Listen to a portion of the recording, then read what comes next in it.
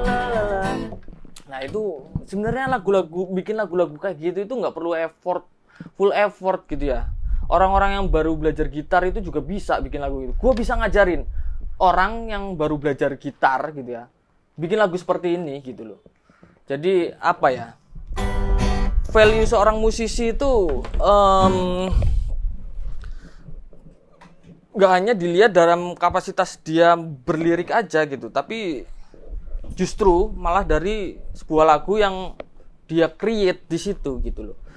Jadi di sini apa ya, anak-anak yang baru belajar gitar gitu lah, katakanlah 2 minggu sampai 3 minggu gitu ya, itu sebenarnya dia bisa menciptakan lagu-lagu kayak Jason Renti. Gue bisa ngajarin dia asalkan dia ini nggak buta nada lah gitu, kurang lebihnya gitu ya. Jadi jangan hanya karena gue ini bisa masak air, gue bisa masak mie ya, gue bisa masak nasi gitu, terus gue ini dipanggil koki gitu loh.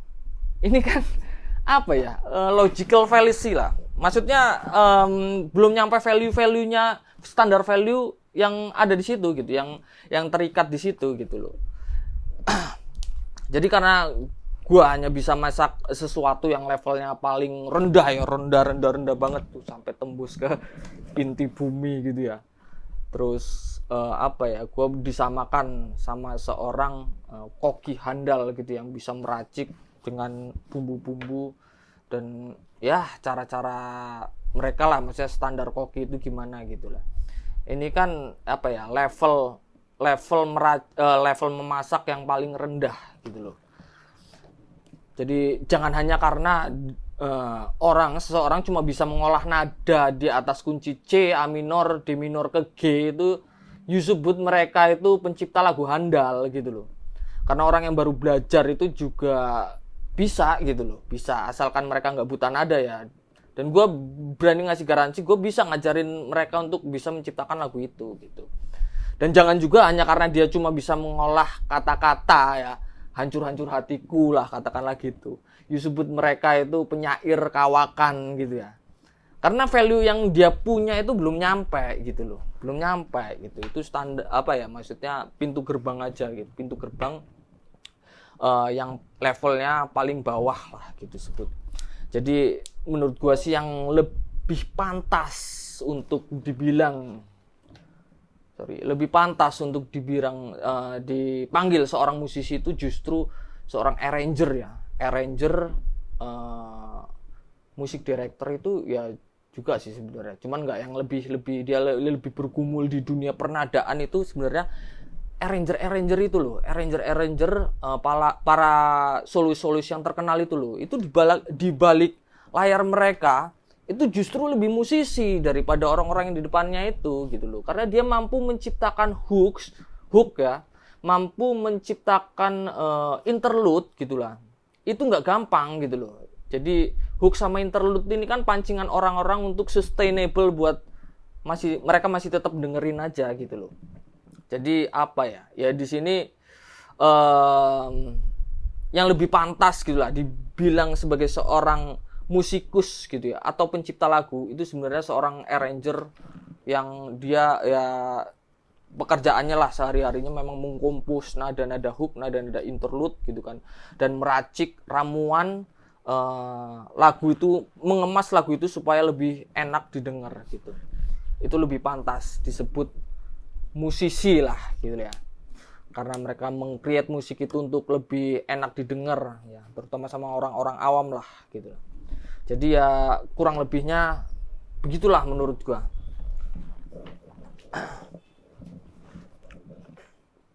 Jadi jelas ya, Jason Renti itu adalah seorang penyair yang bisa bermain gitar, bernyanyi, sekaligus menciptakan lagu. Tapi justru value yang dia create itu ada dalam komposisi syair dan liriknya itu sendiri ya. Bukan lagunya. Dangkal kalau lagunya sebenarnya. So Jason Renti ini menurut gua sih belum memenuhi standar value ya, untuk kita sebut sebagai seorang musisi gitu ya. Karena susunan nada yang di-create, permainan gitarnya itu masih tergolong ala kadarnya gitu. Oke, sekian dari gua. Kalau lu pada mau ngasih tanggapan apapun, silakan kasih komentar di bawah. Dan seperti biasa, gua Leonardo Ricci, salam cerdas bernada. Thank you.